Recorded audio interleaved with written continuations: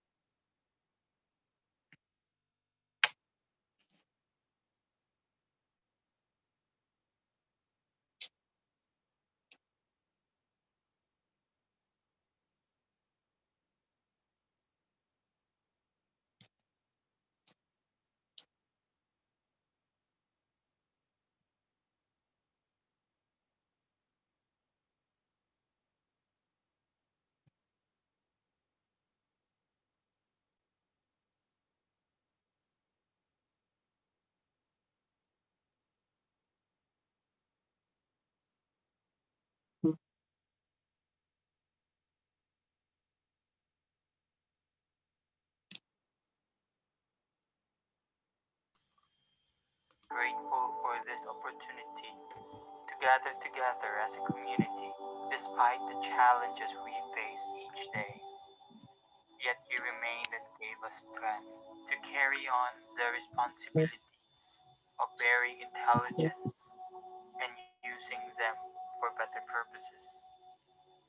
We now humbly ask you to join us in our endeavor to explore the wonders of life in the world for knowledge's sake, that in whatever we learn today, we become more grounded to you, who is truth, who is love.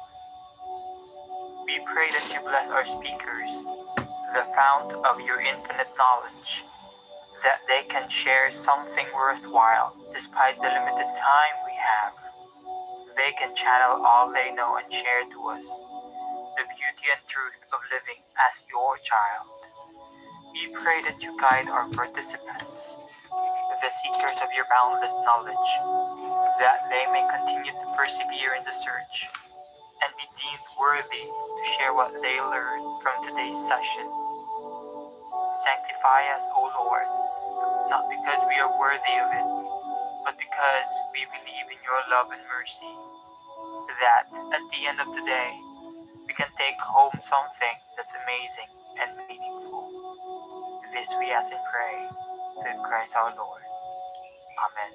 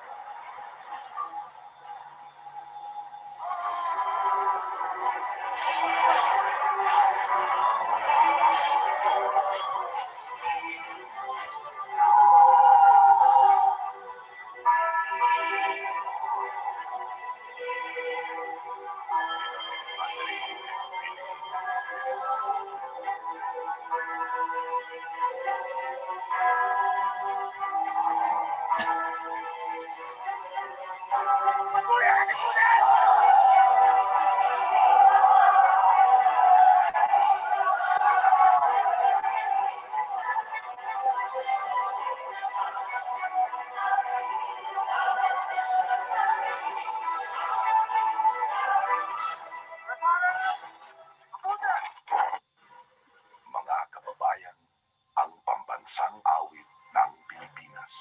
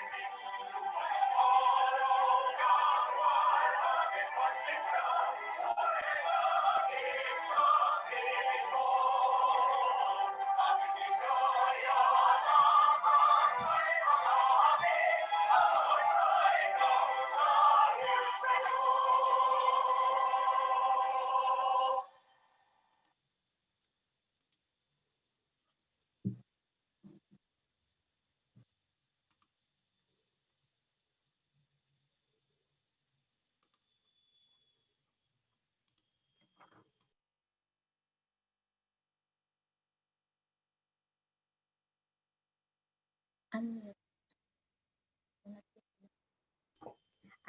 Thank you, Ma'am Angelyn. Ayan. Medyo nag-a-adjust pa rin po ako dito sa platform na ito kasi medyo familiar po ako sa Google Meet. Ayan. So, ang daming platform. Okay, good afternoon again, everyone. I am Associate Professor Edessa G. Flordeliz, and I am going to be your moderator for today's event. So this event is made possible and spearheaded by ETCOR, Educational Research Center, to help graduate school students, professors, school administrators, and other concerned individuals and institutions and organizations in our country to revisit the guidelines on the conferment of the honorary degrees as well as the various issues and controversies surrounding its conferment. I would just like to emphasize that we will be dealing only with the Philippines Commission on Higher Education guidelines regarding conferment of honorary degrees. This event is intended to shed some light regarding the aforementioned issue and not to demean or mock any guidelines by any organization, be it local or international. Of course, ETCOR Educational Research Center was initiated by one of the most hardworking people I know, Dr. Richard Sanchez. Let's give him a virtual round of applause, please. Thank you po. Yeah. And he is also the head research consultant of ETCOR Educational Research Center. But to formally welcome us today in today's activity, I have the honor to introduce to all of you Dr. Angelyn M. Pangilinan, Assistant Professor of University of Makati. Let us give her a virtual warm round of applause. Warm round of applause. All right, thank you, Prof. Dessa. All right, greetings to one and all. It gives me an immense honor to grace the presence of the most esteemed personalities who are experts in their respective fields.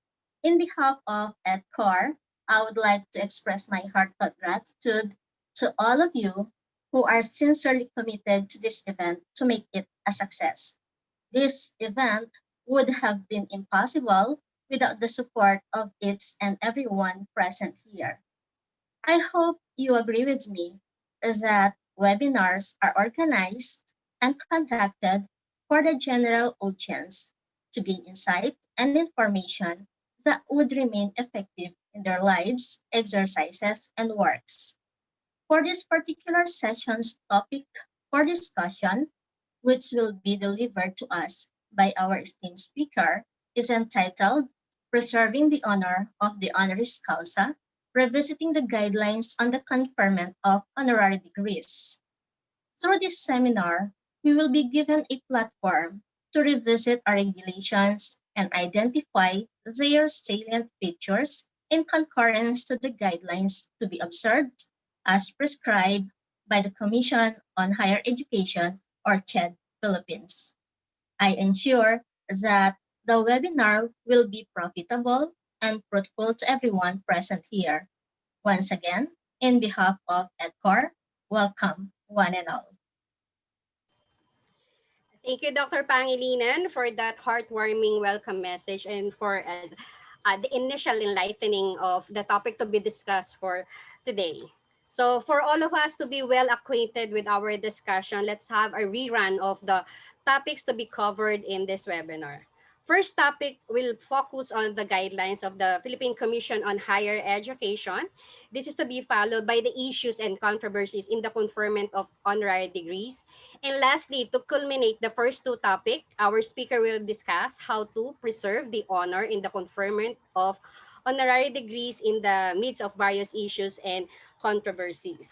I know that all of you are excited to start the ball rolling, but let me just prolong your anticipation again a little bit by reminding our dear audience some housekeeping rules.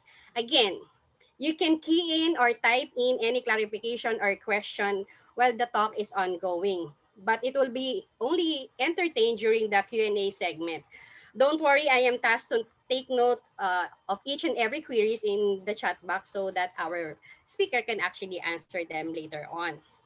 And then kindly just follow the following format. Again, the acronym of your institution, your last name, comma, then first name to be followed by your question. Now that we are all set, let me introduce to you our guest speaker for today.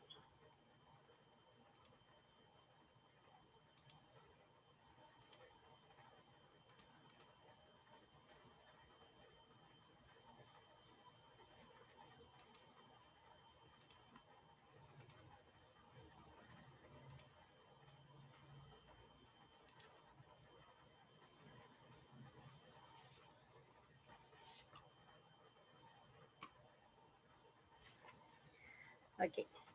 So, I am pretty sure that most academic members of the HEI, especially in Region 3, knew her. She was the regional director of CEDRO 3 for 5 years from 2014 to 2019. I myself had that wonderful opportunity of meeting her in person in her office in Pampanga. And that one meeting alone told me, from the way she warmly and graciously welcomed us in her office, that this person is in for the copy and not for the cup. She's the kind of person who really values people regardless of their position and status. And this is the same comment that I received when I interviewed some people who actually knew her. As of the moment, she is connected with Ra College Foundation located in San Manuel, Tarlac. She is the current Vice Chair of Board of Trustees of MV Galego Colleges in Cabanatuan City. And she is also connected with the grad school of Don Honorio Ventura State University in Pampanga. Colleagues, our esteemed speaker for today Dr. Caridad Abuan. Let us give her a warm virtual applause. Hello. Hello. Good afternoon. Good afternoon po. Good Oh, good afternoon, ma'am. afternoon. Good afternoon, Dr. Sanchez. Good afternoon, Dr. Flordeliz. Thank you for the warm introduction. That's the pictures. It's nice to reconnect to researchers, to educators like you who are in the apex of the academy. And so I said, I remember while you were introducing me, yes, knowledge is power. I think that was given by Thomas Jefferson. Okay, knowledge is power.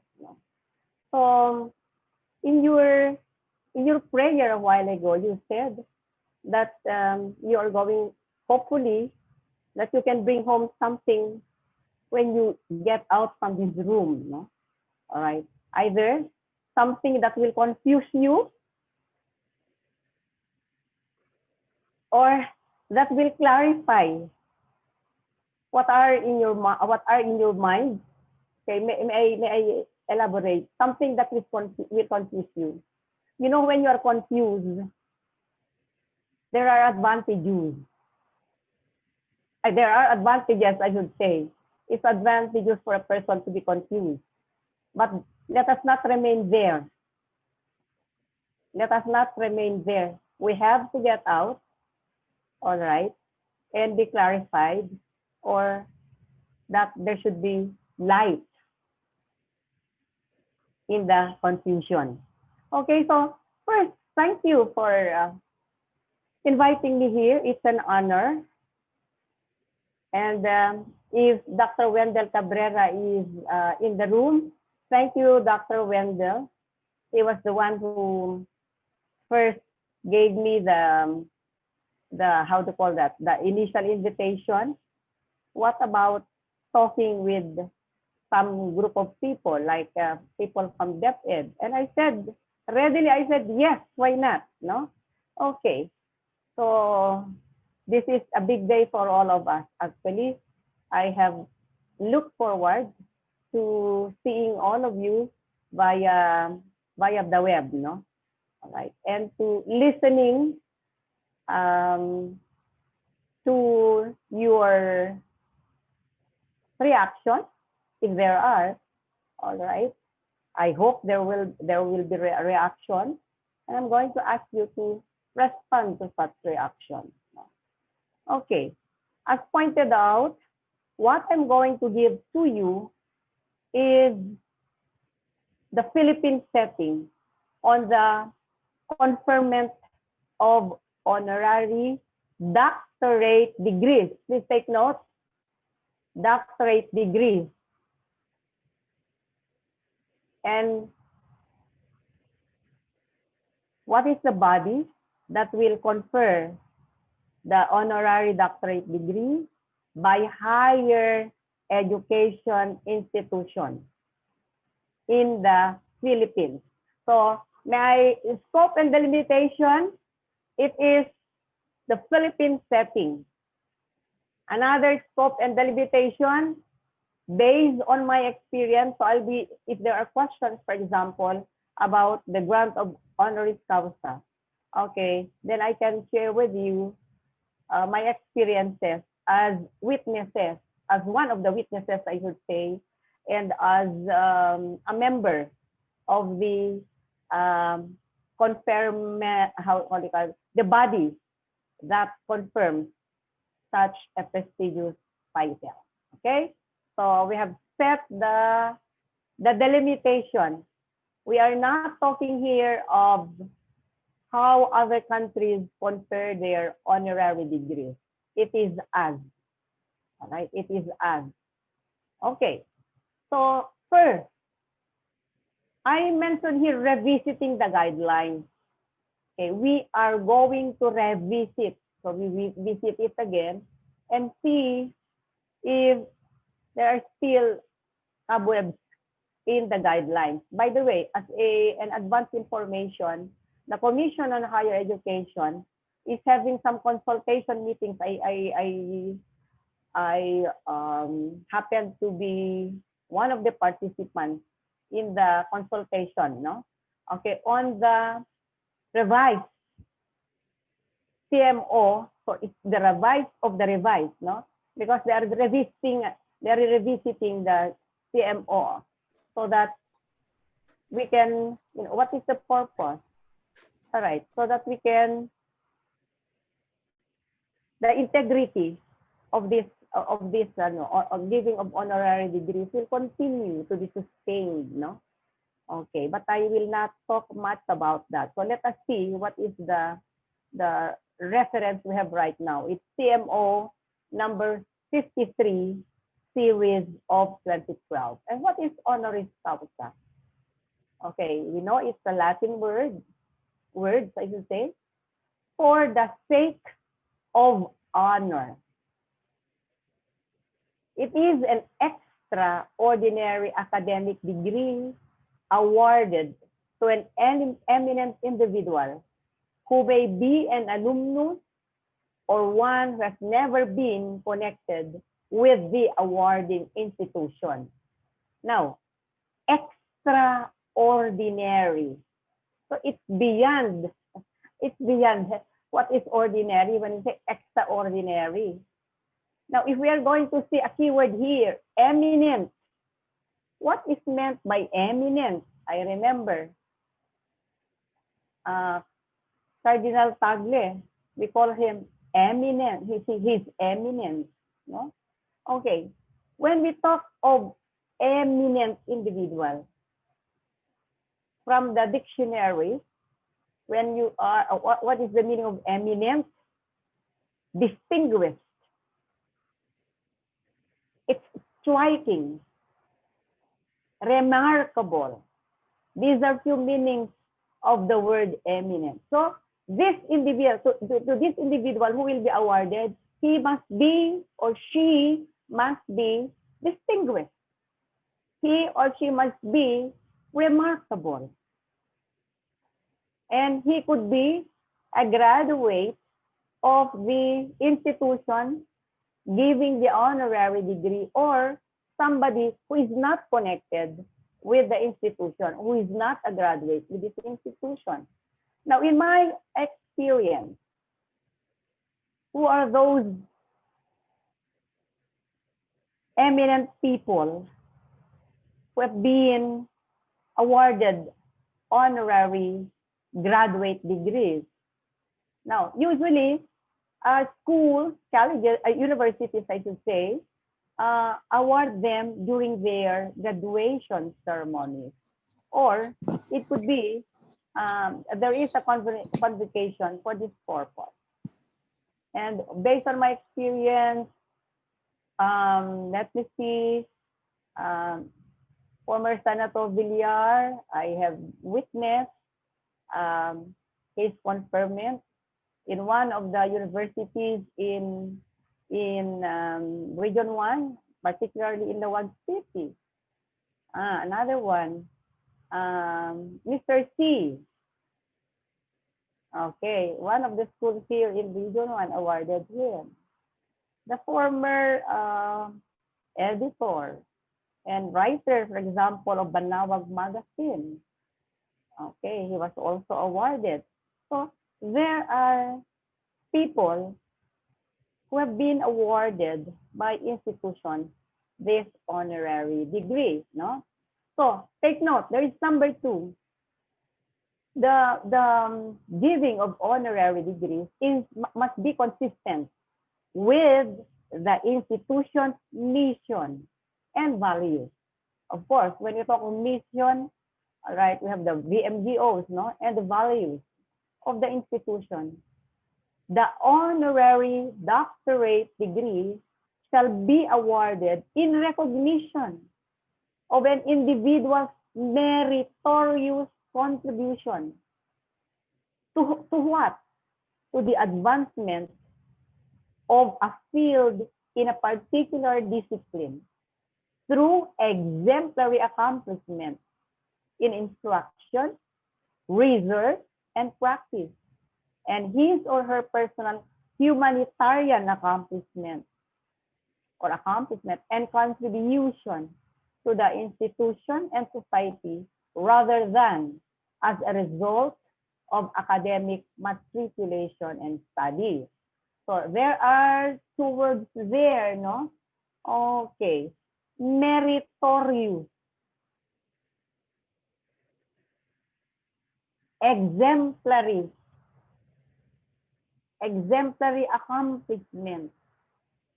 So when we talk of meritorious accomplishment, we are talking of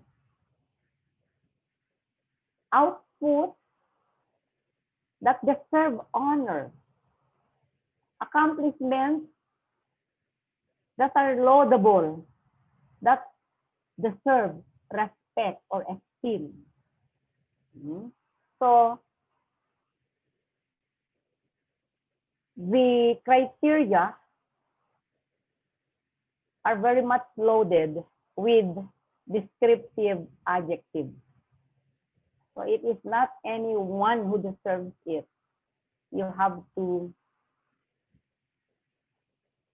pass the criteria. All right. So the honorary doctorate degree is conferred with an appropriate ceremony as may be determined by the awarding higher education institution or HEI, usually during commencement exercises or a special convocation designated for this purpose. It may also be awarded posthumously. Okay, next slide, please. So we'll have time to for the Q&A. Okay, what is the scope? What are the categories?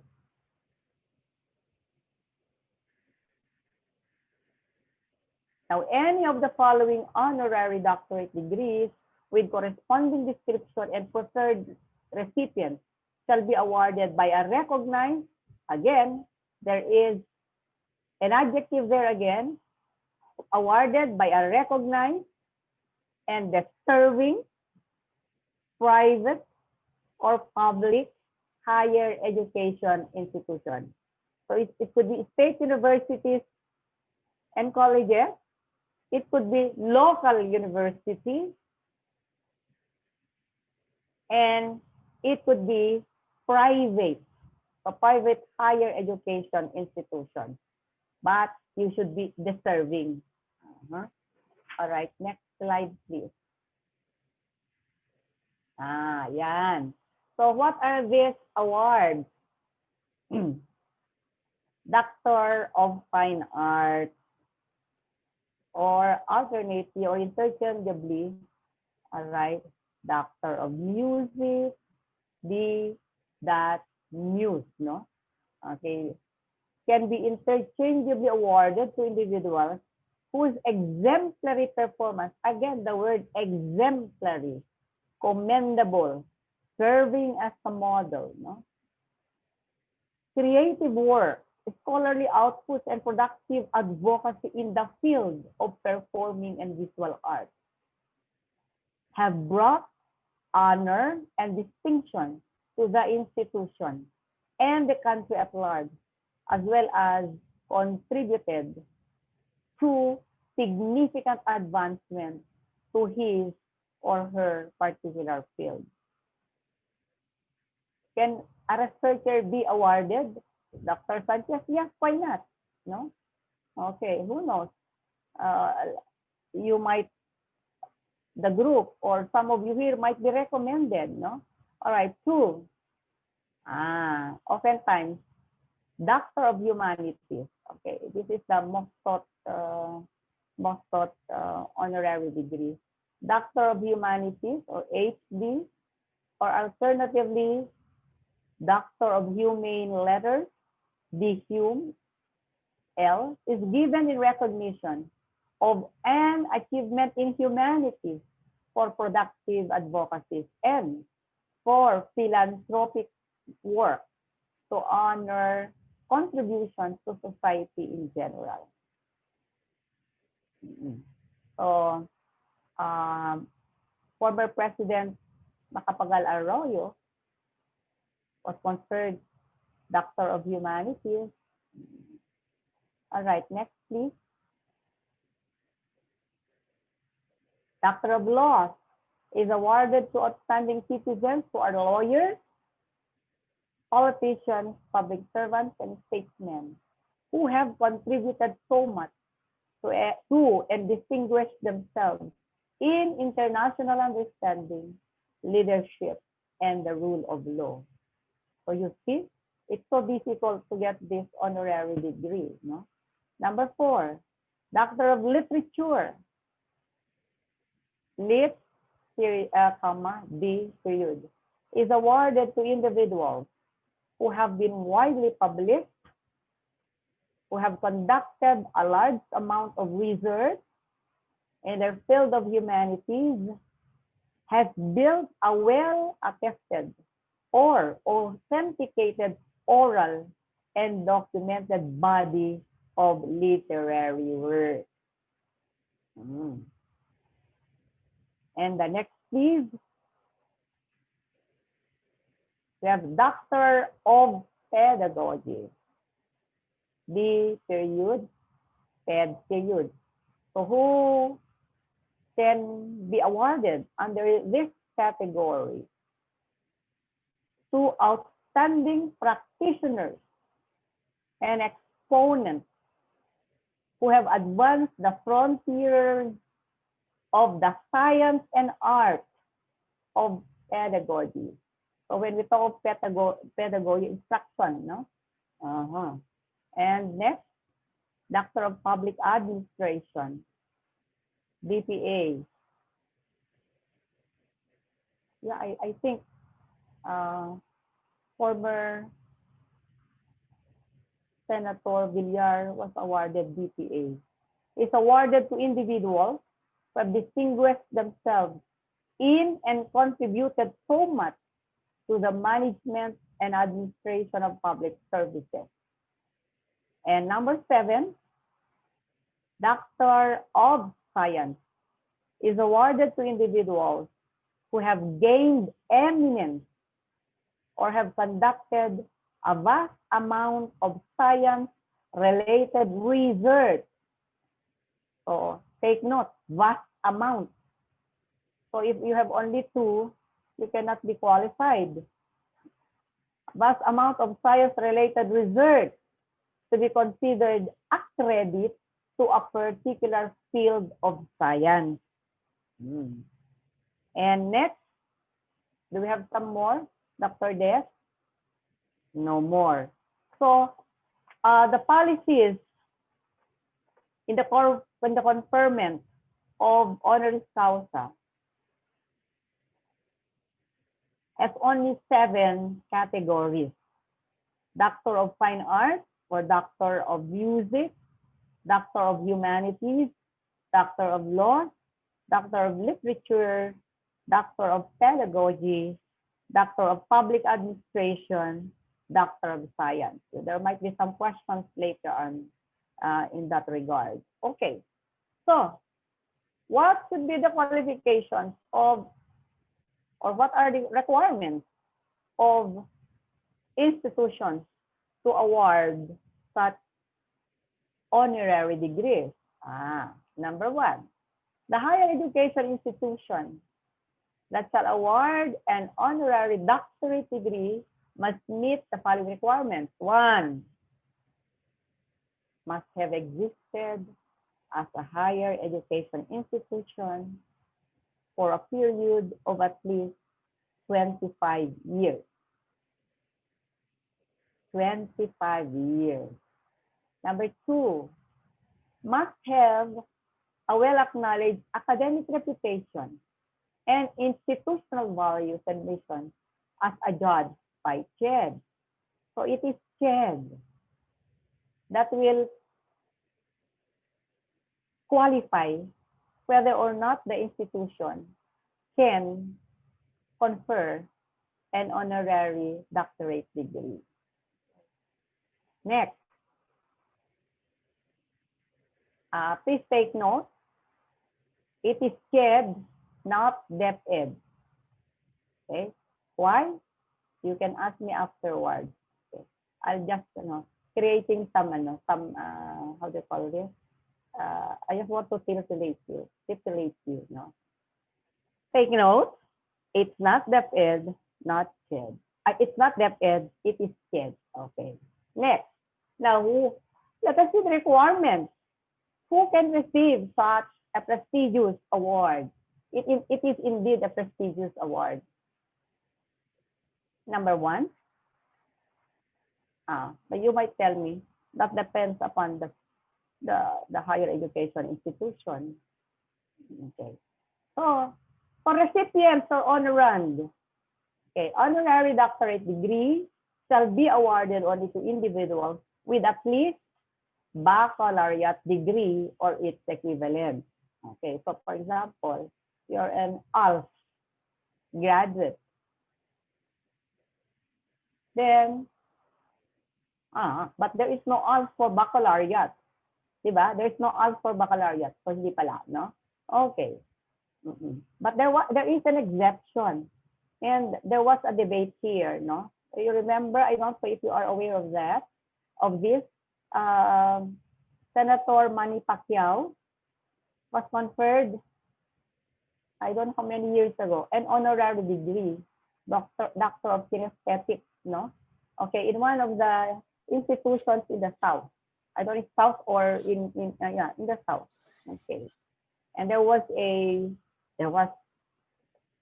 debate. Does he deserve it or not? Okay, next. No honorary doctorate degree shall be awarded to incumbent administrator, members of the faculty, and staff of the awarding HEI. Naturally, no? Oo, magkaroon naman ng ano ba yung sabi doon? There is a word there, no? Okay. Parang pinamimigay, no? Pinamimigay na yung degree, imagine. You're one of the administrators there and you are conferred by the school where you are connected with. And who else? Take note. Incumbent officials and or employees of CHED, especially to the incumbent chairman and or commissioners, shall likewise be barred from being nominated. So you cannot be nominated. So the chairman of the board of regents of state universities and colleges, even if the academic community would like to confer him or her an honorary degree, it cannot be. He is or she is barred, no? Hindi pwede. Okay? And what else? No more. Now, I don't know if I have a slide on the procedure. Do we have? Just to let you know, no? Okay. How is this done? Okay. But it's not really important, the procedures, no? For us, no? It is important to the processors, to those who will process the application, all right, but not for us. But anyway, just for you to know about this. The request for authority to confer an honorary degree shall be filed at least 3 months before the scheduled conferment, provided the complete documents or requirements are submitted. Applicants with incomplete documents will not be processed. So you see, technical na lang. If you don't have enough pieces of evidence to prove that you have outstanding, okay, credentials, then they will not process your application. Okay. So if you have incomplete documents, sorry na lang. All right. Better luck next time. Okay. Number 2. But under that, no, what do you need? I should say, you have the one who will be recommending you will ask about your copy of the curriculum vitae and accomplishment the accomplishments of the candidate. So if you are the one, all right, your accomplishment, your curriculum details. Number 2, this will be justified by the higher education institution. The justifications on the conferment of the award to the candidate. Why should you be awarded Doctor of Humanities Honoris Causa? Okay. And if in case of state universities and colleges, copy of the resolution of the governing board. Now, in the case of state universities and colleges, because I happen to not to sit as one of the members of the board, but as a resource person, they really, the board, the members of the board are so meticulous in trying to see whether or not the one recommended deserves the honor. But before that, in the academic council that is being evaluated, okay, so it is evaluated thoroughly so that when it goes up, okay, because not all recommendations are granted. So your recommendation, it could be turned down if the higher up see that the recommendee does not deserve yet. Okay, sinabi ko yet ha, it's not that does not deserve. The recommendee does not deserve yet the honor. Okay, please take note, honoris causa is an honorific, as they call it, it's an honorific title for the sake of honor, no? Okay, next. Do we have some more? All right. We have other conditions. The written request for authority confer an honorary. Yeah. The conferment of honorary degrees upon foreigners by a Philippine HEI shall strictly be held in the Philippines. So, like for example, your institution, let us say, Pampanga Agricultural State University cannot confer an honorary degree in China. Okay, it must be set here. So what about during the time of pandemic? So a virtual conferment here in the Philippines. But of course, I have not seen one being conferred during the time of pandemic, no? All right. So perhaps you can check me later if you have known someone who has been conferred an honorary degree. All right. Watch out for this one. The commission, we're talking of the Commission on Higher Education, has the prerogative to deny or withdraw or withhold or declare null and void the conferment of an honorary degree by an HEI due to any of the following causes. When any of the submitted credentials is fabricated. Okay, so they found out that the credentials or one of the credentials is fabricated. And then, take note, when the recipient does not deserve the honor, when the recipient's conduct or stand on certain issues contravenes public morals and policy, that you don't deserve because it's an honorary degree. Okay? And what else do we have there, Madam Dessa? Next slide. Any higher education institution found in violation of the provision of CMO shall be subjected to appropriate administrative legal proceedings, such as the imposition of sanctions that include, but it is not limited to, the suspension of granting honorary degrees for at least 5 years. All right. Now, what is our reference? CMO number 50, series of 2012. Okay.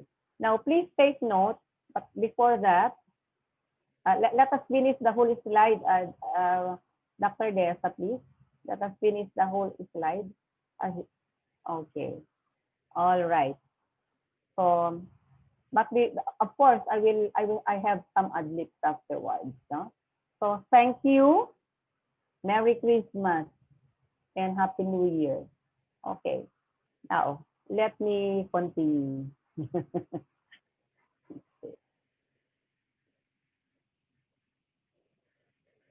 In the Philippines, according to my experience as a supervisor, a former supervisor of CHED, no? And as an official of CHED for that matter, only a few have been conferred yet by our higher education institution. Madalang lang silang mag-confer ng honorary degree. Isa, during the, for example, during their commencement exercises, and isa, there's a special convocation, for example, for this purpose. Isa-isa lang. I have no experience yet of our higher education institutions conferring a lot of honorary degrees to deserving higher education, to deserving, excuse me please, paano na ako? Wala akong lobat.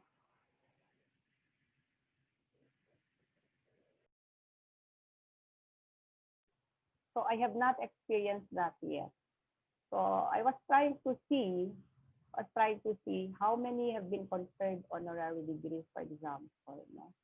Now, with my stint in Region 3, because applications in 2014 to 2019, so I've stayed in Region 3 for 5 years. No?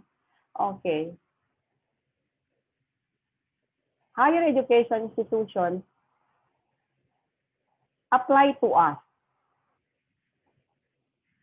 especially those that have not been awarded the regulated status or autonomous status. No? Okay. Because when you are an autonomous institution, this is a carrot given to you. That you inform the Commission on Higher Education. Still complete with all the documents. And we forward that to, of course, we evaluate whether or not the recommendee deserves the honor. So if we think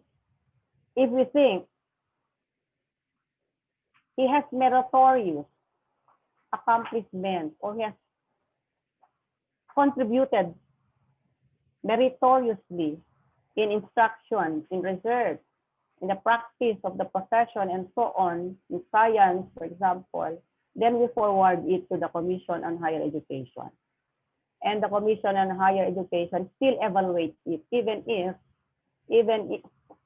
it's only for the information purposes. They see to it, okay, they see to it that the honorand deserves the degree.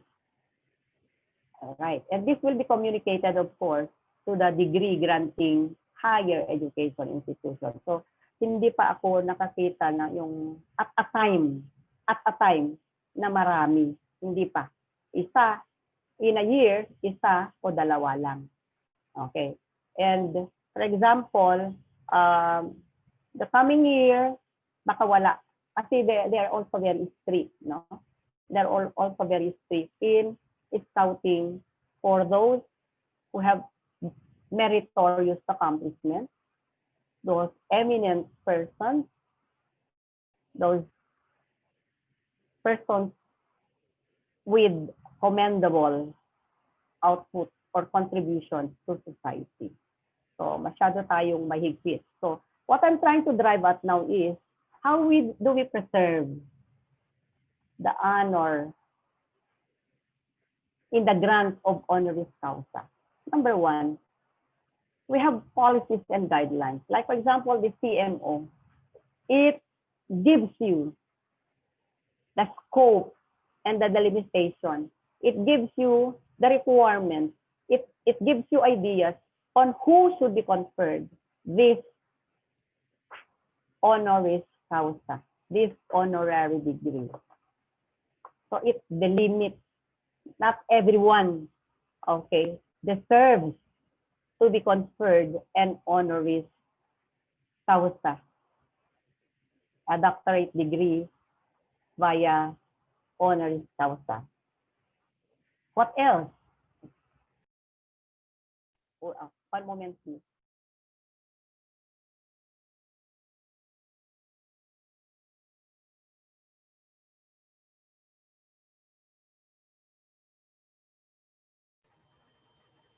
So, good afternoon. We have a quite interesting topic for today. Ma'am Abuan is back. The Commission and Bank. The Commission and Bank. Okay, do you know the Commission and Bank? Of course, now it's the head of the commission is Secretary Prospero de Vera, and the commissioners, no? Okay, they see or they study the curriculum vitae and everything. But before the application goes to them, it goes to the policies, the Office of the Policies and Standards. There is a committee there created for that purpose. Okay, so it goes to different committees. So it goes first to the regional office, and then from the regional office, it goes to the Office of Policies and Standards at the Commission on Higher Education. All right. And then if it passes all the requirements, the application passes all the requirements, it goes to the Commission and Bank for deliberation. Pinagdedebatehan yan, no? So these are safeguard mechanisms for us to preserve the honor, the prestige in the conferment of honorary doctorate degrees. Now, as I pointed out a while ago, there is now this policy is the policies for the conferment is being revisited. So they're revising. So based on what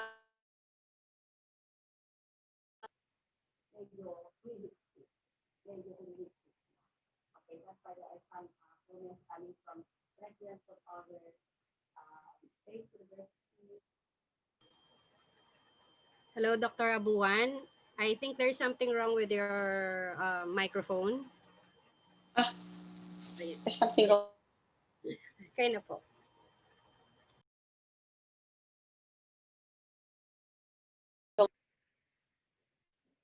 Am I heard now? Am I heard? Ano pa rin po, ma'am, medyo ano po, buffering po.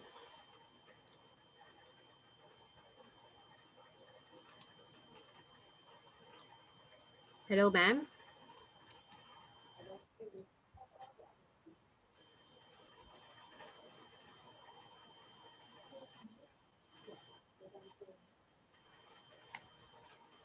Okay. So, while waiting for Dr. Abuan, the link for the evaluation form is already posted in the chat box. Now I hear you. Yes, ma'am. Okay.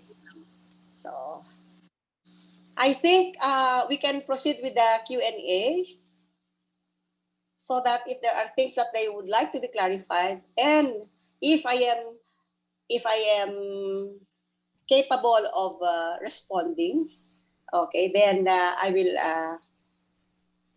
give you my response. Okay. So please take note. This is Philippine setting. Okay. So, but anyway, if you have other questions, okay, if the setting, for example, is foreign, then you can just ask. No. Okay.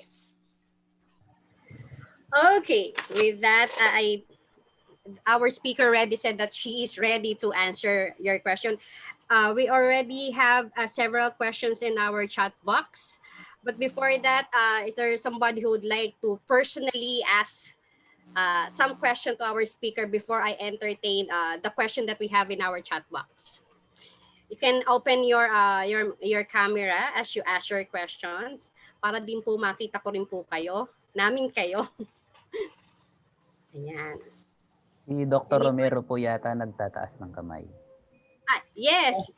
Do you hear, Angelita Romero. do you hear me? Do you hear me? Loud and Okay, I do. Good afternoon, everyone. Good afternoon, Dr. Abuan. Good afternoon, ma'am. Oh, thank you for that presentation. I read it before, and I'm very happy you are explaining it further to our people here in Region 3. So my question is, of course, I don't have a personal contact with Popoy de Vera, so I'm glad you're here, so you can give some clarifications being with Chet. Recently lang naman, you remember we were together in San Fernando to judge a contest with Gay Canlas? No wonder your face is familiar. Hi, ma'am. So an oral, I think it's an oral English competition. Or Yeah. the, I'm glad you're here. Yeah, held at Holy Angel University. Where are you connected with now? Oh, I'm part-time lecturer of the graduate school of AUF and Holy Angel. Oh, by the way, talking of that, I mentioned a while ago, those the regulated and autonomous, okay, as a carrot to them because they have reached that stage, no? Okay, of quality. Oh, okay, so it's for information purposes. The application is for information, okay, purposes, no? Okay. I have two questions. Yes, ma'am. I have two concerns. Probably you can share your ideas on these two concerns. The first one is, my observation is that when there are applicants, there are applications where qualifications like an honoris causa, the honorary degree is not recognized for purposes of some kind of academic upward mobility. It states there the PhD degree required but not the honoris causa. May mga ganyan. So my question is, in spite of the rigorous, I mean, we are aware now of some rigorous procedures on how to confer that degree, how come we still have that? Okay, so that's my first question. Can the CHED do something about that? Kung mahirap ang pagdadaanan, bakit hindi i-recognize? Diba, nag-a-apply ka ng deanship, etc. So hindi inire-recognize sa iba yon. So I think I saw that in some of the applications I encountered at the Philippine Normal University when I was VP there. And then the second concern is, what are the points of comparison of an honoris causa with the ETIA program, if you still have this? You remember we started this ETIA program with Lee Catalino Rivera years ago. So itong ETIA program, may equivalency courses. Kung tutuusin mo, itong ETIA mahirap kasi nagbabayad ng tuition, plus there are requirements except credited lang yung iba. Pero ino-honor mo din kung may project sila. So what will be the points of comparison?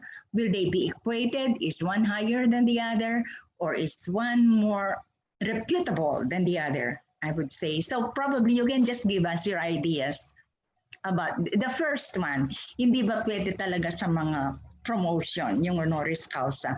Or are there institutions that recognize the PhD? Halimbawa, si Manny Pacquiao, pwede na bang kung binigyan ng PhD, will he be qualified to teach in an MA program in the PE department of a certain specialization like sports? Ano kaya yon? kung rigorous ang treatment natin, will it be fair enough to consider him? Thank you. That's the nicest question I have ever heard. Okay. Even with the new, the upcoming, that upcoming CMO, sorry to disappoint the others who have been conferred honorary degree. It's not yet, it cannot be used yet. Okay, in view of the academic degree. Okay, or the earned degree. So PhD honoris causa, it's just an honor given to you. It cannot be used for promotion. Am I heard? Excuse me, ma'am. I think there's something wrong again po with the microphone. Static po siya. Mukhang loose po. Ayan, yan. We're clear na po. Yan. Clear? All right. As I was mentioning a while ago, I am sorry to disappoint some of you. It cannot be used for promotion purposes. So our standards for promotion need earned academic degrees. Not until that will be changed, all right, by our people in the standards division, okay, then perhaps, as pointed out by Ma'am a while ago, baka mangyayari to. But take note, in the new CMO, okay, which is under consultation, hindi pa rin. Oo, ma'am. Dr. Abuan, I think I agree with you. But probably what I'm looking for will somehow be an explanation about it. There must be a rationale behind that, why it should not be recognized for a certain, as a kind of qualification for an academic upward mobility. Siguro yun lang explanation so that people will not be asking about it. What's the use of giving me a degree and now you don't want to recognize it for this purpose? Then what is it for? Siguro konti lang explanation ng CHED para tumigil na sila ng katatanong. Yun lang naman. I think I agree with you. Kung ako rin, parang hindi rin ako, parang kulang sa academic rigor yung proseso. So siguro lang may konting explanation. Ngayon po, yung pangalawang question ko, yung equivalency program, the ETCOR program, what are the points of comparison? Inadapt ba yung ibang criteria doon sa ETCOR in determining yung rubrics ng pagbigay ng honoris causa? Honoris causa? Ma'am, hindi po. Sa ETCOR kasi, madam, di ba yung ina-analyze mo rin yung mga achievements ng isang tao para ibigyan mo ng equivalency sa kanyang courses, yung ganon, medyo yung subjectivity din kung minsan pumapasok din. Yun din ang problema sa honoris causa eh. It's so difficult to quantify yung mga rubrics natin. Halimbawa, you mention adjectives na like exemplary, remarkable, meritorious. Yes, the eminent. But how do we flesh this out such that one? Yeah, actually, the new CMO that was asked by one of... Dami naming ni-reject sa PNU na humingi ng honoris causa. Hindi namin pinayagan. Well, it's the PNU kasi dadaan naman yun sa academic council eh. So, ang academic council, very powerful. And the board. Oo, bago na-approve ng Board of Regents, dadaan mo na sa Academic Council. And that council is powerful. Pag hindi inaproban nun, wala. I remember there was a certain senator and somebody was vying for an honoris causa for that senator. In spite of the financial contribution that he gave to the university, na-turn down ng academic community. Yeah, actually, ma'am, my experience regarding that is similar. Okay, so when I asked, what are the contributions of your recommendee to this to this honorary degree? And they told me because she gave scholarships to our people, to our students. Yes. Okay. Is that meritorious? Perhaps in a way, yes. Okay, but remarkable. Yeah, the problem is, the problem with the CMO is, how are we going to qualify, okay, to qualify those accomplishments? So it is given to the higher education institution to interpret it. What is meritorious to you? Oo, parang ang metaphor natin dyan, will a Robin Hood qualify? Will a Robin Hood type of person qualify for an honoris causa? Halimbawa, nagtatag siya ng malaking pasugalan, tapos ang daming pera, kumita siya, tapos nag-sponsor ng scholarship na bigay sa mahihirap. Bibigyan ba natin ng honoris causa? Yun No, ang ma'am. mga nagiging problema. So, alam kung sa criteria natin ngayon, masusolve yung mga ganon, problems we encountered in the past. If these things will somehow, kung somehow mamimit man lang konti-konti, I know it's not easy. So, pero aware kaya sila ngayon, si Dr. Popoy, na ito ay naging problema namin in the past. Somehow, may steps na kayang kasi may recently nagbigay, ay talagang palpak din, ang daming puna. Hindi sa PNU, in some other, So, mabuti nga lumabas ang guidelines ngayon and we appreciate that very much. Yeah. Thank you po. Yes, thank you, ma'am. This guideline was in 2012 yet, and it is being revised. Okay, this has been revised, so another revision is being done to safeguard the integrity of the granting of honorary degree. Mas magrabe na naman yun, ma'am. That's why, is sir aware? Okay, now that when there are new CMOs now, or CMOs or the orders, no, the people are being consulted, so we can get insights or inputs from them. There is a technical panel to study that. There is a technical panel to study. Okay, so may consultation. How I wish you can also give input to this, ma'am. It is being put in the technical committee already. So perhaps you can write Ched, okay, regarding your insights, ma'am, or your experience, so we can make better guidelines or policies on the conferment of honorary doctorate degrees. Now, a while ago, is Robin Hood deserving? No. There is no zonal consultation? There was, ma'am. There was. There was. There was. Yes. Hindi na kasi ako full-time sa academe, that's why. I used to be with the technical panel sa teacher education. Pero hindi na ako full-time ngayon. So, yes, ma'am. So perhaps writing them about your thoughts about the conferment would be a great help, ma'am. Magbibigay ng input, Yes, ma'am. Thank you. Please. Okay. Address it to Ched. Okay. Yeah. All right.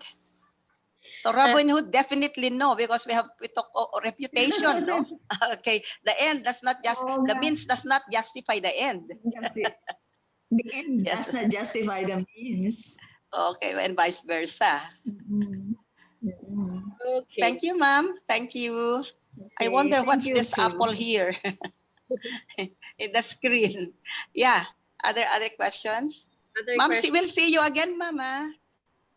Yeah, see you. Nice to see you again. Thank you, ma'am. Again, I'm not afraid to admit, ma'am, that whenever two academic giants actually have this intellectual talk, I'm still in awe. I was actually taking down of some learnings, like for example, another word pala for promotion is academic upward mobility. Yes. So I actually write it down. Okay, I think, ma'am, this is the issue that you are talking about is somewhat similar to the one that I read in 2017 when President Duterte was supposed to receive one from University of the Philippines. Yeah. Yes. But I stated there. Ano area? Public administration? I think I remember that, but I don't exactly remember the area, the discipline where he will be. It it was actually Doctor of Law. Laws. Doctor of Oh, Doctor of Laws. But the UP student body boldly actually stated their dismay and disappointment. And in the end, just to according to the president spokesperson, just to eradicate the conflict, he turned it down due to personal and official policy according to him. Okay po. Kaya natutuwa po ako, sabi ko, okay, this is quite familiar with what I've read in 2017. Okay, any more questions coming from our... Actually, we should not apply. It is the institution that should invite us, no? Okay, Yes. let us not apply. Okay, Right. it is the institution that will invite us. All right, and so that, for example, we don't qualify, hindi nakakaya para sa atin, no? Hindi tayo mag-apply. Oo. Okay. Hindi naman siguro nag-apply si President Duterte. Baka may nag-apply of course, ma'am. for him. Of course, ma'am, hindi siya. Oo. May nag-apply for him, ano. And that recommendee thought this would make him happy. Happy. Well, Okay, that was quite a very interesting interaction, no? Any more question coming from our participants before I read the question that we have in our chat box? Anybody? I can see familiar faces here. I can see Sir Jean, Dr. Jean. Hi, sir. I hope you still remember me. Dr. Edessa, may just the autonomous institutions here in Region 3, we have Baliwag University, Wesleyan University, Holy Angel University, of course, AUF, Angeles University Foundation, sino pa ba? Nakalimutan ko. Wesleyan, there is one. Centro Escolar University Malolos. Okay, and there is only one deregulated higher education here in Region 3. You have La CUP, or El CUP, La Consolacion University of the Philippines. So we have 1, 2, 3, 4, 5 plus 1, 6. And the state universities. Hi, I'm sorry. Any more questions? Okay. Before I move on with the question that we have in our chat box. Anybody? Okay. So Doc Des, nagtatas yes, po yata ng kamay si Dr. Bayani Santos. I am not sure pero. Dr. Bayani Santos. I'm sorry, ayun po. Yes, sir, you can now ask your questions po.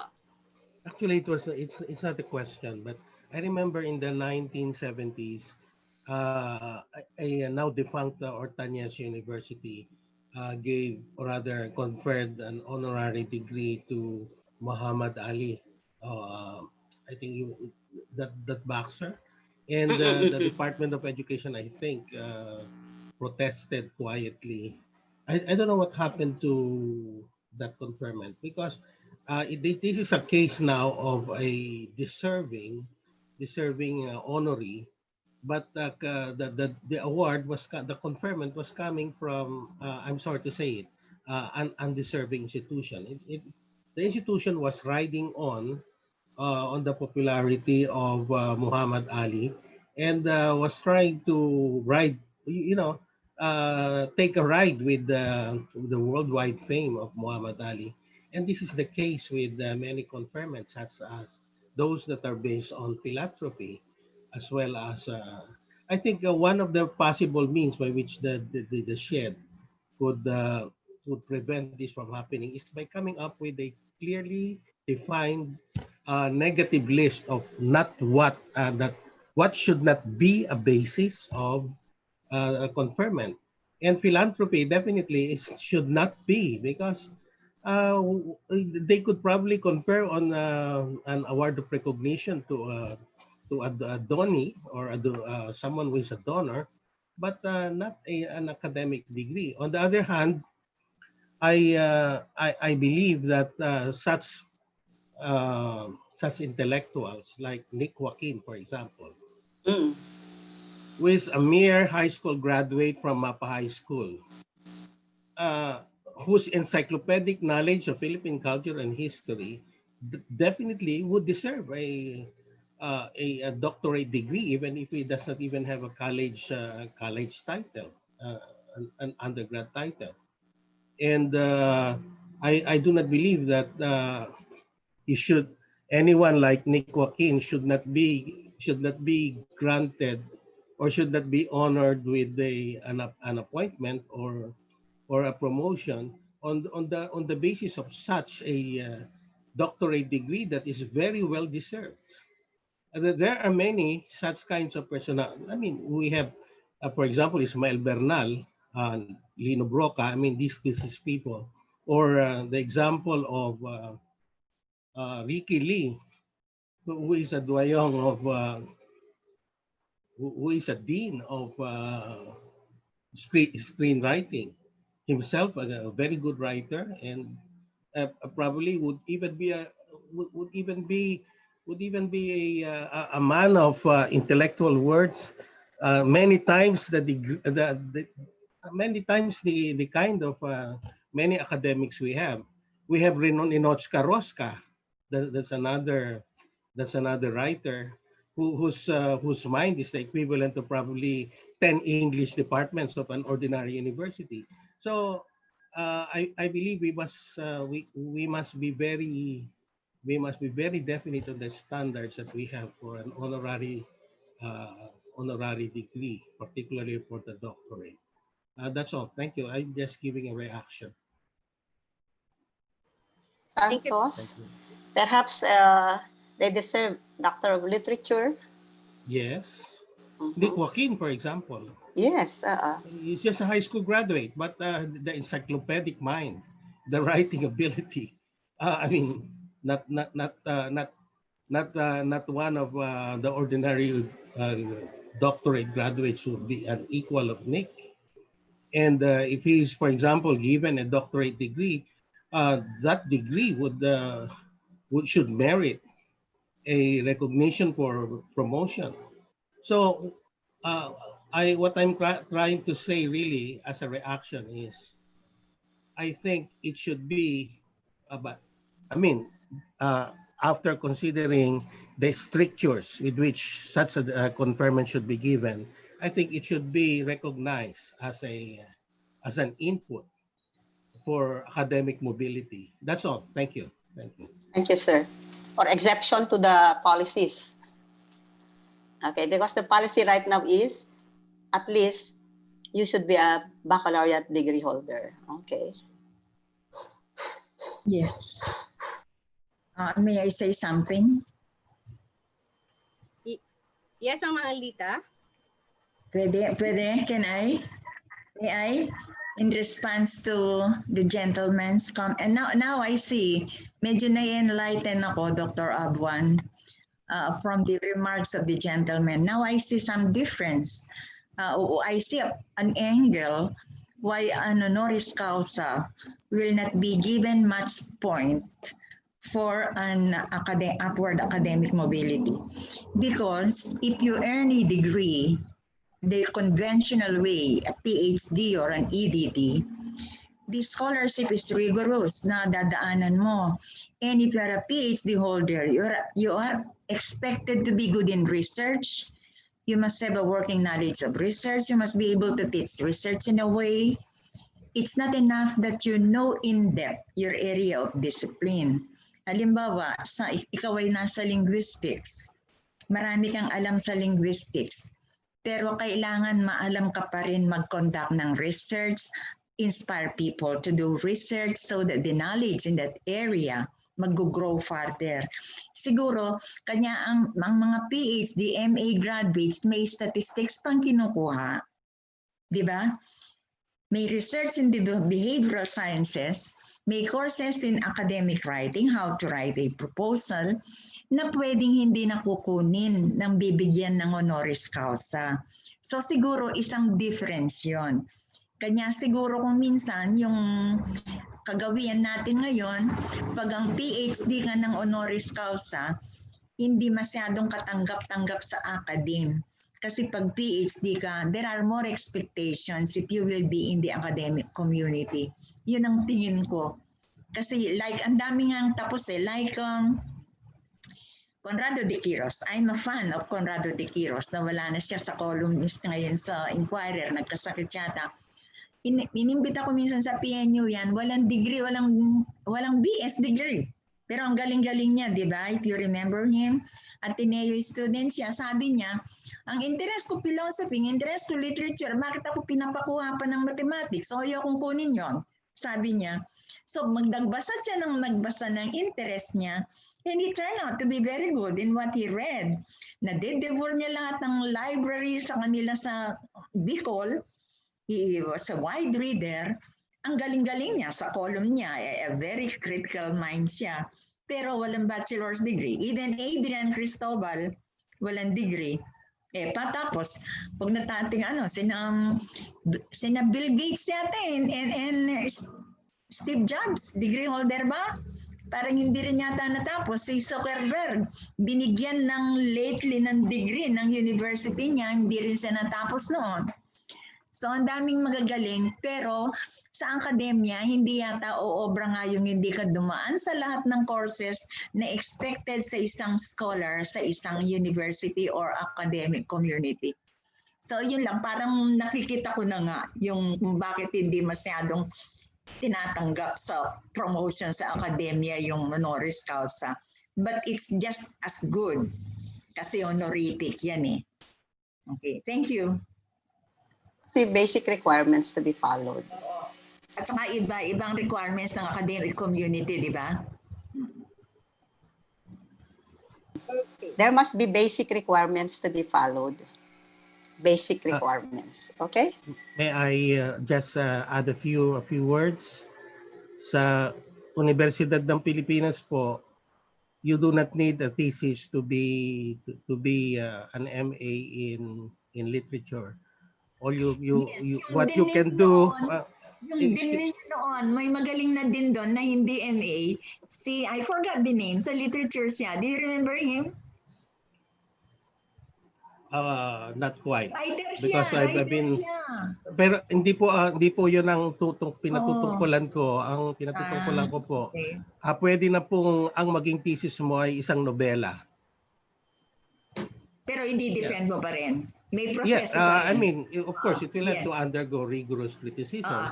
Because ano pa ba sa isang what can be a better proof of literary genius or literary competence than the novel itself, for example. And ang research po I will agree with you that statistics research is a component of scholarship. But wag po natin kalimutan na sa original question ng university, wala na, yung ano naman po, ang ideal ng Renaissance man is a man with hindi naman po ibig sabihin na nagtapos ng statistics. Man of letters, meaning well-rounded. And what can be more well-rounded than a Nick Joaquin, who is a mere... So, hindi po tayo dapat na na hanggang kahon lang. Hindi, tulad na nasabi ni Dr. Caridad, no, na may exceptions to the rule. But ang totoo po noon, kung mapagbibigyan natin ng philanthropy as the basis of an honorary, which we should not in the first place, bakit po hindi natin i-consider yung tunay na academic credentials at ang ibig sabihin ay the content, not the dissertation, not the we can have several tiers of distinction. Sir, binibigyan naman sila yung mga magagaling, pero ang basic requirement nga ng bachelor's degree. Yun ang ang basis na fundamental basis ng DepEd. Ayun, Jed. I think, excuse me po, I think there is actually a question of conflict of satisfying the requirements and a question of parallelism. This is a very intellectual conversation and interaction, but I think we should go back na po to the topic po. But that's actually a very good learning experience po coming from, again, academic giants. We are learning a lot. Kaya lang po we are pressed with time. So let us just go back to the topic, please. Yeah, but the gentleman has very good points to consider. Yes po, that is noted po naman. Yeah. Okay. So I'm going to check the chat box. We have here some questions from Sir Richard. So it says here that may mga cases or situation na po ba that an application to confer was rejected by CHED? May mga cases kaya na pumapalag si HEI sa rejection at nakakarating sa korte or higher authorities ang usapin? Thank you. And that is the question coming from Sir Richard. Experience, I don't know of any application that has reached the court. But I know of applications that was remanded to the HCI, perhaps because of lack of supporting documents, especially, for example, the contributions of the honorand to be. Okay. Pero court, wala pa. Salamat po. Okay, thank you po. And we have another question here.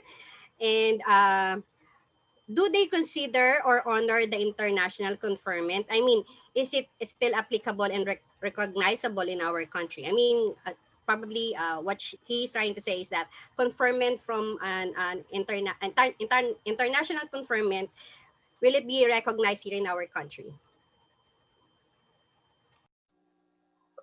If the conferring body, meant to say the higher education institution, is legitimate, we acknowledge, like for example, they also acknowledge our honorands, di ba? They also acknowledge our honorands. But let us see if these higher education institutions in other countries are also legitimate. Okay, do they have? Let's say, do they have the same criteria like us? Okay, and so on. But of course, that was a question asked from a student of mine, and my answer was, if the conferring body is legitimate, why not? Okay, because there are some institutions. This is my experience, no? I was conferred an honorary degree. Okay, I was then still a supervisor, you know. Pag supervisor ka, all right, but I do have my academic my earned degree already at that time. Pero masarap kasi pag dalawa eh. So I was conferred an honorary degree. And then may kaso. Okay, not really a case in court, pero may no, nagkaroon ng mga questions, and it reached the Commission on Higher Education. The degree granting body. Okay, so I said, that's why I was a part of it. It's a pontifical honorary degree. Ito isang relihiyon eh. Like for example, Doctor of Divinity. Okay, sa kanila yan eh. So it's a religious body conferring an honorary degree. Pumayag naman ako. But okay, is there money? I mean, say, did I donate something? And so on. Wala naman. Wala. All of us asked of something in return. Okay, wala naman. So, thanks God. That was my past. But I have not used that honorary degree. Okay, so I hope that answers the question. And we have another one from Sir Jean Paulo Lacap. Hi, Sir Jean. So great presentation, Dr. Abuan. So if an individual was conferred an honorary degree, Honoris Causa, by an organization outside the Philippines, will that actually, the same question, will it be still be recognized by an HEI here in the Philippines as an academic credential, especially in SUCs and LUCs? as we mentioned a while ago, it is not used for upward mobility, okay, in the academic community. We have to understand that this title given to us as doctor is an honor, honorific as they call it, honorific title. Hanggang doon lang siya. Okay. Now, perhaps the institution will recognize it, where you applied, for example, will recognize it in another way, but not a part of, it's not in lieu of an earned degree. It will not replace an earned degree.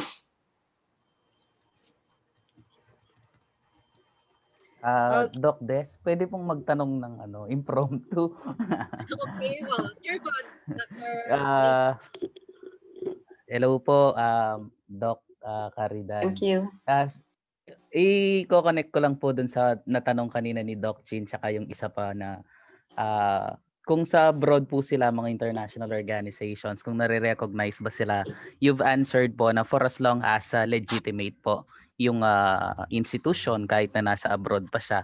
Although, yun nga po, you've clarified ng discussion nyo ay sa Philippine setting lang po, no? Given yung sagot nyo po na for as long as recognize siya, sa abroad siya pero legitimate siya, ano po yung mga senyales natin na ang isang foreign institution ay hindi legit? Ano po yung mga napapansin natin or mga siguro kung yung hindi obvious madaling itago, pero yung mga obvious na alam natin na dapat iniiwasan po natin sa mga nag-award ng honorary degrees na sabi nyo nga po hindi legitimate, okay lang sa abroad kung legitimate. May mga paraan po ba para matrace natin sila? Fly-by-night higher education institutions. Maraming fly-by-night. They are HAI now. Okay, but after a month, wala na sila, no? So, okay, di ba mayroong mga ganun? So, tingnan natin. Anyway, it's very easy to check, no? Okay, it's very easy to check. Let us see in the internet, no? Okay. Kasi naman, sa aking palagay naman, ang mga foreign institutions, meron silang sariling panuntunan. They have their policies also. And who are we to say, so if the honorand is coming from the Philippines, am I right? Sarili natin yung inawardan nila sariling Pilipino. Okay. So nakita siguro nila na it passes their criteria. Their policies in that institution, for example, in that organization. Okay. So may polisiya naman sila. Okay. Titingnan natin. Siguro, the problem is, pag makita natin, yung sarili natin kababayan, ay hindi karapat-dapat doon sa award. Nakikita naman yan Okay, nakikita naman yan. I don't like to judge people. That's why I said, is the awarding body, okay, legitimate? And I think legitimate connotes a lot of meanings, no? Okay. Salamat po, Doc. Thank you po. I think Dr. Angelita is raising her hand. Yes, ma'am. Wala po kayong audio, ma'am? Kasi ayan, naririnig na niyo ako? Yes po. Do you hear me? Yes po. Yes.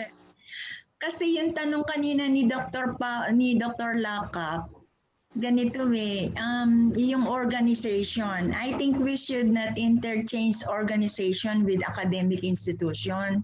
Kasi ang organization po yata, very clear si Dr. Abuan, it is an academic higher institution ang nagko-confer ng Honoris Causa. At saka yung institution na yon, yung ino-offer niyang Honoris Causa, ino-offer, nasa programa din niya yon, di po ba? Yes, ma'am. You cannot offer. Yung tanong po kanina, will an organization. Ang organization po, limbawa, organization ng Linguistic Society, hindi yan nag-o-offer, nagbibigay ng Honoris Causa, di ba? Kanya wag tayong magkamali. unless you take synonymously ang organization at institution.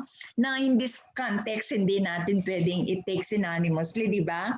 Kasi maraming organization. Kasi po, may nagbigay ng honoris causa sa isang kilala kong faculty at ito'y isang organization at ang daming nag-question. Bakit nag-offer yan ng kung po yun, parang organization ng, hindi ang Linguistic Society, pero parang ganyan. Binigyan siya ng honoris causa, ang daming nag-react doon. Ewan ko po kung anong ginawa ng CHED noon, kung null and void yun. It's probably 2 years ago. It's recent. So hindi po siguro pwedeng pagpalitan yung dalawa, Dr. Abuan, it is really an academic institution. Ngayon, yung tinatanong nyo kung, which is a very valid question, how do you know that it's a school na hindi legitimate? Ang ibang bansa po, may listahan na eskwela na re-recognize. Halimbawa, punta ka sa Amerika, unang nire-recognize nila yung mga state use. UP ka ba? Ganito ka ba? Or by programs. Sino bang kilala sa Pilipinas ng program ng medisina? Meron po sila yung ibang ganyan. Hindi basta eskwela. Kanya yung binigay mong eskwela mo, gaya natin dito sa Pilipinas, alam natin sa Amerika kung wala ng mga Ivy Leagues. Di ba? Yung mga alam mong standards. Yung ibang bansa rin, tinitingnan kung anong eskwela yung mga dapat nilang kilalanin. Ewan ko lang ngayon kung paano nilang update yon. Pero may guidelines din sila, yung mga eskwela. Salamat po. Yung through technology, pwede mo naman i-google kung prestigioso itong eskwelahan na ito. Ma'am, because we have a case right now, yes ma'am, na the sort of organization is attached to the institution. Mayroon kasi, Kaya yun ang natin. So, titingnan na lang natin, madali lang naman, no? Okay, or we can ask, for example, basta award, problema eh. Okay. But I don't like to be judgmental to our kababayan. So we're awarded. Because, we're awarded already an honorary degree. We can start solving the problems. Talagang ganun naman eh. Palaging may magre-reklamong konti, but we can refine the instrument as the years go by, di ba? Ganun naman eh. Hindi mawawala yung challenges na yan. So I hope later on, we have also policies, no? We have policies of foreign higher education institutions conferring the honorary degrees so that we can learn from their experience. Okay, thank you, Dr. Angelita. So our next question will be, tanong po niya is, can we call a conferred with honoris causa as a doctor, ma'am? Now, in the CMO I'm telling you, no?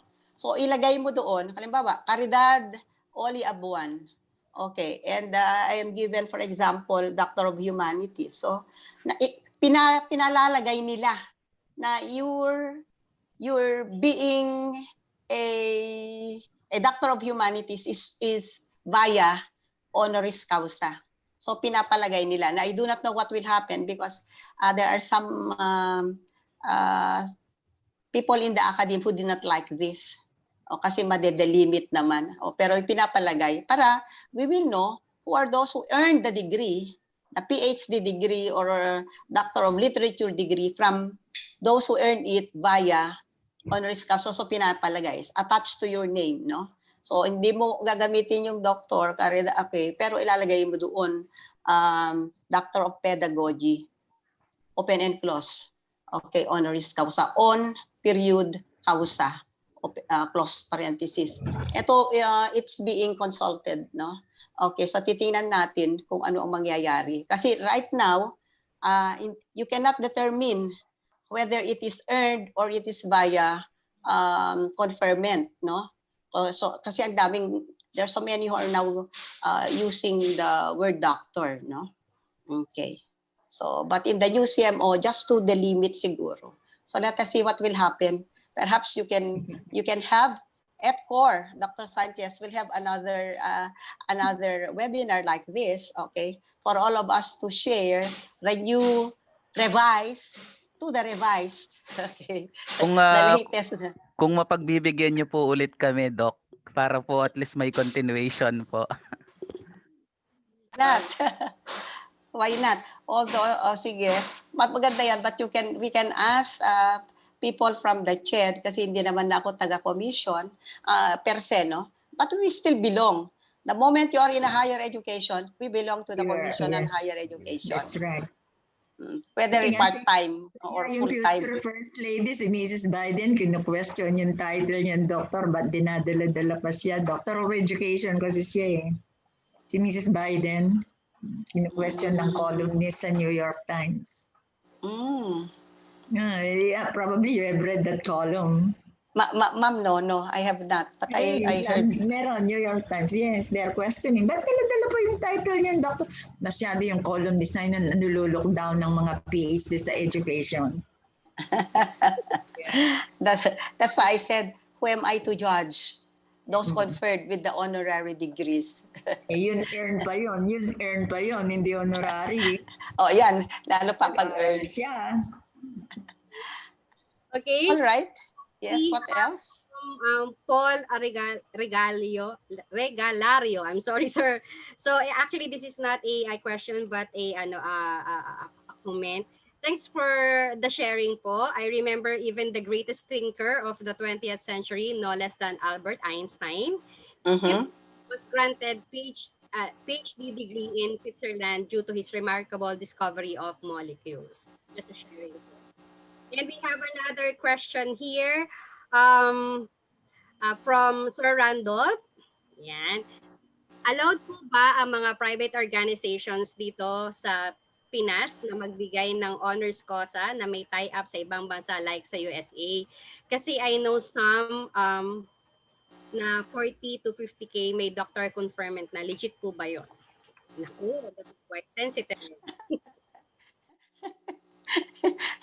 Just so that we have a title, no, of doctor. Okay, supposedly it should be the higher education. It's the university who should be conferring. Okay, hindi organizations talaga.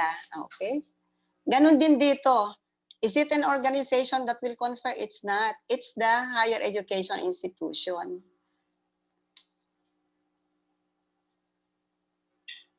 So You don't have. Ayun. Yes po. So we don't have any more questions. Do we have any more questions from our audience? Tinitingnan ko po kung may nagre-raise hand kasi po hindi po naka-full na na screen. Ayan. Any more question? So wala na po bang question? Ayan. Ako ang dami ko po, honestly ang dami ko pong natutunan sa technicalities as in at sa mga words, gusto ko po yung mga words kung titingnan nyo po, ang dami kong notes. Oh, ayan, no? I am taking down notes kasi po nga, natutuwa po ako ng ganito, intellectual discussion. Yes, we have the last question na po from, palakpak pala yun. Okay. From Ma'am Ellen Grace. Ayan. So if you don't have any more question, so let us just remember that the honoris causa are embedded in if the honoris causa is actually embedded in the culture of qualified higher education institution, it is needless to say that it is indeed a tall order for the conferring institution to be extra meticulous in choosing of awardees. Simply put, this is a privilege given to a conferring institution, so they must be tremendously cautious and careful in giving these degrees.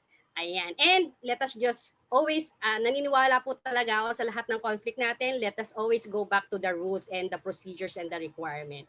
Ayun po. Ayun. Kasi yun po talaga, I think, the main topic of the discussion is the question of conflict of satisfying the requirements for the degree and the parallelism of these requirements. Yun nga po, katulad din sinabi ni Ma'am Angelita at ni Ma'am Bayani and explained by Dr. Abuan na may mga conflicts po talaga sa mga procedures and rules po. Okay, and dahil nga po dyan, magre-request po ang ETCOR ng another discussion with this para po maliwanagan lahat po ng mga queries natin na yan. Okay. There seems to be no questions coming for our participants. With that, before we do that, before I actually read the certificate, may I ask everyone to please turn on their camera for the picture taking, for the documentation. Ayan. Dr. Richard, ako na rin ang magpipicture. Ayan. One-man show, Meron akong Starbucks na makakarating dito sa Bataan. Pagkayari nito. Ayan po. Smile po everyone. Ayan, hindi pa po ayan. Yan. Gwapo at ang pupogi naman at ang gaganda. Ayan. Okay. Smile po tayo. Smile po. Yes po. Isa pa po. Yung second page naman, meron pa dito. Ayan. Yes po. Smile po. Everyone. Isa pa po. Thank you so much po. Okay. With that, I am tasked to actually read, to award the certificate to our speaker. Yan, hanapin ko. Before that, Dr. Des, I Yes. just want to say thank you to ETCOR, to the leadership of Dr. Richard Sanchez and the rest of you. Thank you so much. And to those who are in the room, thank you so much. I just want to say thank you also to Dr. Efren Abulencia. Okay, thank you, Dr. Efren. I think he is in the room. To all of you there, thank you. Fellow Region 3. Hello po. Kababayan. Yan. So, I'm just going to share the certificate. Ayan, nasa na ba yung certificate niya? Ayan. So, I would just like to read what is written in the certificate. So, ETCOR Educational Research Center, located in Santa Ana, Pampanga, presents this certificate of recognition to Dr. Caridad on CESO 3 for her invaluable time and expertise as the resource speaker in the webinar entitled Preserving the Honor of the Honoris, tama po ba? Am I pronouncing it right? Causa, revisiting the guidelines on the conferment of the honorary degrees held on December 19, 2020 with the advisory from the Department of Education, Region 3, dated December 9, 2020, and DepEd San Fernando, Pampanga, Advisory 047, Series of 2020, issued on December 16, 2020. Signed by the Head Research Consultant of ETCOR. We have Dr. Richard B. Sanchez. Ayan po. Let's give Dr. Abuan a virtual round of applause. Ayan po. Okay. Thank you. Okay. So, thank you again, Dr. Abuan, for imparting your knowledge with this topic. And we truly learned a lot, and we hope that you will still accommodate. We are hoping and praying that you will still accommodate ETCOR. Anything for ETCOR. In the future. And maraming salamat po. And before we move on the next part of our activity, let me just invite you to the following activities of ETCOR. And these are actually free seminars that you can share with your colleagues and students. Ayan, hanapin ko lang po yung mga activities po namin. Ayan. So, share ko lang po para po makita. Ayun. Ayan. So we have here on January 6, 2021, we're going to have Practical Research 1, Qualitative Research Quarter, 2 weeks, 3 to 4 lesson. And we have Mark Jameson Perez as our lecturer and Dr.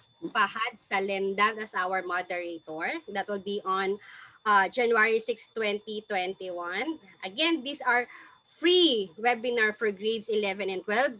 Filipino students, but of course we actually can also accommodate professors as well and teachers as well. Next, on January 21, we're going to have practical research 1 again for qualitative research quarter 2, weeks 5, 6 lesson. And these are actually MELS aligned. We have our lecturer, Assistant Professor Lenis Aislin C. Para. And we have our moderator. We have Dr. Wendell C. Cabrera. Okay. And next we have on February 3, 2021, we have practical research 1 qualitative research quarter 2, week 7 and 8 lesson. Again, Mexarine. We have Dr. Adrian Lawrence P. Carvajal as our lecturer, and our moderator is Ma'am Lisel Sahibin. Okay. That will be. And lastly, on February 13, the day before the Valentine's Day, we have practical research 2, quantitative research quarter 2, weeks 8, 9 lessons. We have Ma'am Marilu Alunday as our speaker and lecturer, and we have Johara C. San Juan as our moderator. And we hope to see you on these activities next year. Marami pa po kami naka-align, and these are actually free webinars. Okay. And then, of course, our activity will not be complete without the parting words from the founder and head research consultant of ETCOR, Educational Research Center, Dr. Richard Sanchez. Dr. Richard. Thank you po, Ma'am Dessa. Unang-una po, I agree with Ma'am Dessa na napakarami po naming learning experiences sa event na to. I also agree with her term na the giants in the academe ay kasama po natin. Actually po, ang mga nagtatanong kanina kaya parang silent lang ako dito. Bahala kayo dyan. Biro lang po. Ang nag-uusap po kanina si Dr. Bayani Santos. Although I think he's based in Manila, siya po ay naging professor ko sa Holy Angel University sa doctorate degree. Si Ma'am Dr. Angelita Romero ng PNU, siya po ay isa sa mga panel members ko for my for my dissertation. Kaya po silent lang ako kanina, sabi ko magagaling kayo, bala kayo diyan. Biro lang po. Meron po akong dalawang napaka-special na natutunan ngayong araw na ito. From no other than our former regional director, Madam Caridad Abuan. Number 1 po yung may mga guidelines na nandiyan na ginagawa lahat po ng gobyerno, particularly the commission ng CHED, para hindi maging magulo yung mga bagay-bagay. So the guidelines are there, and we just have to follow that. And pangalawa po, kahit na may guidelines, gusto ko rin po yung line ni Dr. Caridad na, who am I to judge? Parang isa po itong senyales ng sa akin nakikita ko na ito'y kababaang loob at pagrespeto rin sa mga achievements ng ibang tao. Despite na merong mga guidelines, despite na merong mga questions, merong mga criticism, yung terminology ni Ma'am na who am I to judge, nakikita ko yon na isang senyales ng yun nga po kababaang loob at pagrespeto sa nakakamit ng ating mga kababayan. Although of course, we are not inunahan na po niya yung guidelines. We are not compromising the guidelines din po naman. So yun po yung mga special kong natutunan sa araw na ito. And finally po, I would like to thank the following po, ang ating moderator, si Dr. Isay, si Ma'am Dessa from Bataan po. Napakagaling po ng ating moderator. Kaninang nagpapa-excuse po si Doc Caridad. Talagang alam po niya yung gagawin niya na parang hindi yung oras ay walang mga dull moments. Tsaka po kahit napapagitna siya doon sa mga nagbabangga ang mga, ano ba yung term niya, mga giants in the academe. She really knew how to handle the situation. So we are very thankful that we have with us Ma'am Dessa as one of the research consultants ng ETCOR. And syempre po ang nagpaunlak sa ating imbitasyon ngayon, Dr. Caridad Abuan, maraming salamat po. Thank you din po, although hindi nakarating ngayon si Dr. Wendell, siya nga po ang naging daan natin para makasama natin si Doc Abuan. And syempre po, I would like to thank yung mga research consultants ng ETCOR. Nandito po sila. Hindi ko lamang po maisa-isa, medyo marami po tayo ngayon. At sa iba po nating mga kasama sa DepEd in the higher education institution. Maraming salamat po at sana po ay patuloy po ninyong suportahan ng ETCOR Educational Research Center. Thank you so much po. So with that, again, thank you so much po. I would like to thank Sir Richard. Bumawi, sabi ko naman po sa inyo, babawi po talaga ako sa inyo. And this is my one way of having bawi. And thank you for acknowledging po yung effort na ginawa. I wish you could see my my sweats here when I was actually in the middle of this intellectual discussion. Pero it was a very fun and worthwhile experience po. Thank you so much for giving me this opportunity. And again, thank you so much, everybody. I hope that you are going to have a great weekend. And we hope that you are going to still join us in our discussions. And we have a lot in line for this coming year po. So this is Edessa Flordeliz po, saying good day and have a blessed weekend, everyone. And Merry please, Christmas. Merry Christmas, Merry everyone. Christmas. Ayan, we have a stay-at-home Christmas. Ayan, thank you so much. And please do not forget po the evaluation. That is not only for documentation purposes. This will give us feedback so that we can actually improve our activities in succeeding activities. Again, thank you so much, everybody. Thank you so much, and we hope to see you again in our activities. Stay safe.